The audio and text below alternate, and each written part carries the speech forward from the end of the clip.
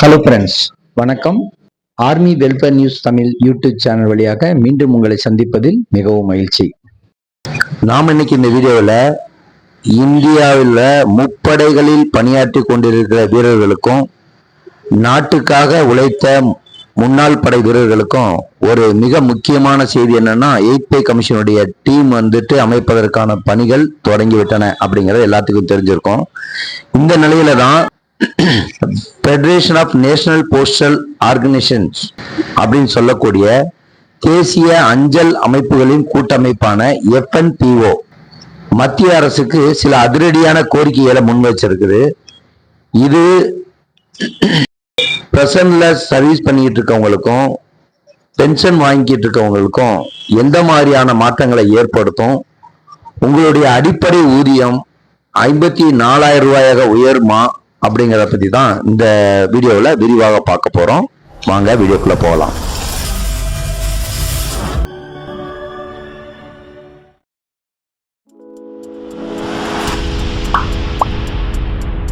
முதலாவதாக குறைந்தபட்ச ஊதியம் மற்றும் ஃபிட்மென்ட் ஃபேக்டர் எந்த மாதிரி இருக்கணும் அப்படிங்கிறதுக்கு ரெக்கமெண்ட் பண்ணியிருக்காங்க. தற்போது மத்திய அரசு ஊழியர்கள் குறைந்தபட்ச ஊதியமாக ரூபாய் 18,000 இருக்குது. இதனை ரூபாய் 54,000 உயர்த்தப்பட வேண்டும் அப்படிங்கிற கோரிக்கையை முன் வச்சிருக்கிறாங்க. யாருன்னா இந்த FNPO அப்படின்னு சொல்லக்கூடிய federation of national postal organisation. இதற்காக ஃபிட்மென்ட் ஃபேக்டர் 3 முதல் 3.25 வரைக்கும் அந்த ஃபிட்மென்ட் ஃபேக்டரா இருக்கணும், பரிந்துரைக்கப்பட வேண்டும் அப்படிங்கிற ஒரு ரெக்கமெண்டேஷனையும் பரிந்துரையும் வைத்திருக்கிறாங்க. இதனால ஒரு சிப்பாய் ஒரு ஆர்மியில ஜாயின் பண்ண போகும்போது அவருடைய அடிப்படை ஊதியம் தற்போது 21,700 இருக்குது. இந்த கோரிக்கை ஏற்கப்பட்டால் அது 65,000 ரூபீஸ்க்கு மேல உயரக்கூடிய வாய்ப்பு இருக்கு அப்படின்னு தான் பார்க்கப்படுது.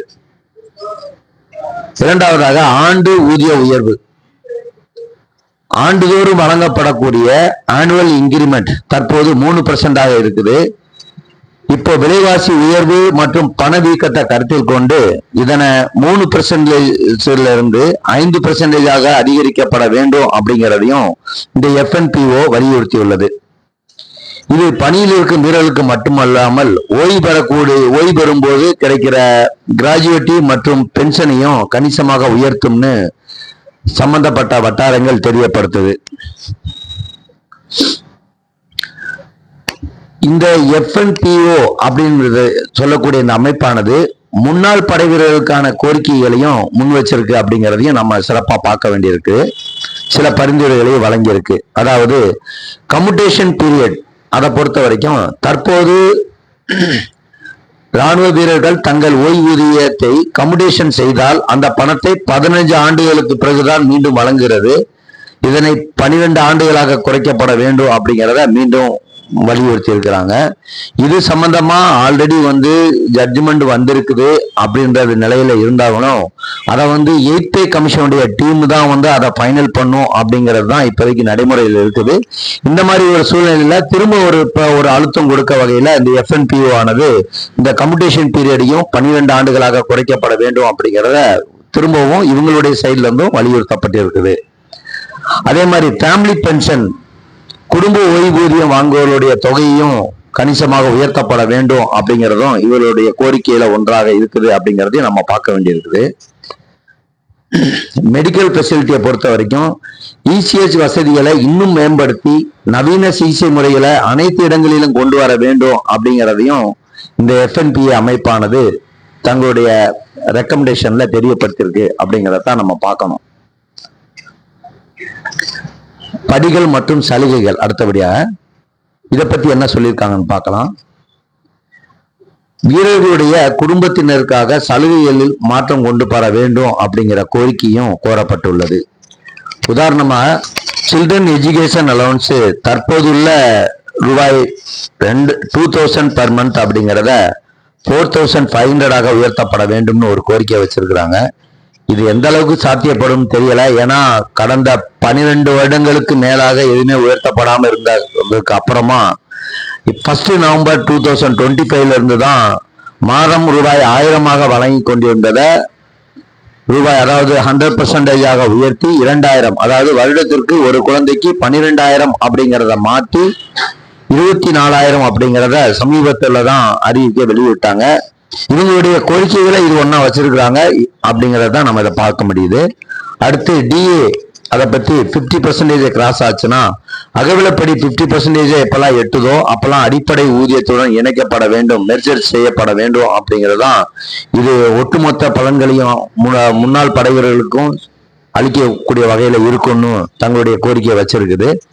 இதுவும் பல்வேறு தரப்பட்ட அமைப்புகளால ஆல்ரெடி வைக்கப்பட்டு இப்போ பரிசீலனை இருக்கக்கூடிய ஒரு கோரிக்கை தான் அப்படிங்கிறத நம்ம இதை பார்க்கணும். மொத்தத்துல இது 8th பே கமிஷனுடைய டீமுடைய பரிந்துரைகள் 1 ஜனவரி 2026 முதல் அமலுக்கு வரும்னு எதிர்பார்க்கப்பட்டுக்கிட்டு இருக்கிற ஒரு இதுதான் இந்த FNPO அப்படிங்கிற இது வந்து தங்களுடைய சைட்ல இருந்து இந்த ஒரு கோரிக்கைகளை மத்திய அரசுக்கு முன் வச்சிருக்கிறாங்க.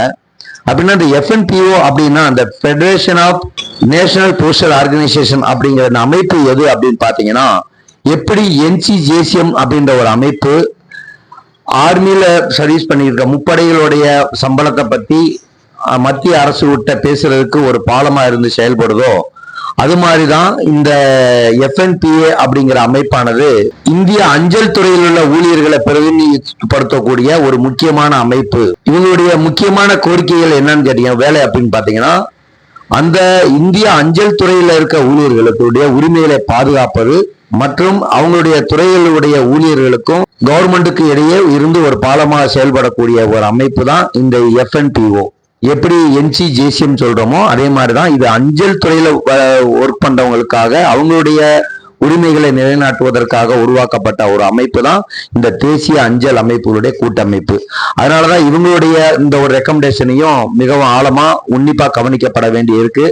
எது என்னமோ இது வந்து மொத்தமா இது வந்து இவங்க அவங்களுடைய துறைக்கு மட்டுமல்லாமல் ஆர்மியில இருக்கிற சர்வீஸ்ல இருக்கவங்களுக்கும் எக்ஸர்வீஸ் மேனுக்கும் ஒரு ரெக்கமெண்டேஷன் வச்சிருக்கிறாங்க, தங்களுடைய கோரிக்கையில் முன் வச்சிருக்காங்க. இதுவும் நடைமுறைக்கு வந்தால் இது ஒரு பிரஷரை ஏற்படுத்தும் அப்படிங்கறதான் பார்க்கப்படுது.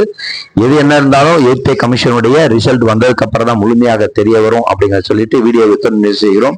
நன்றி, வணக்கம், ஜெய் ஹிந்த்.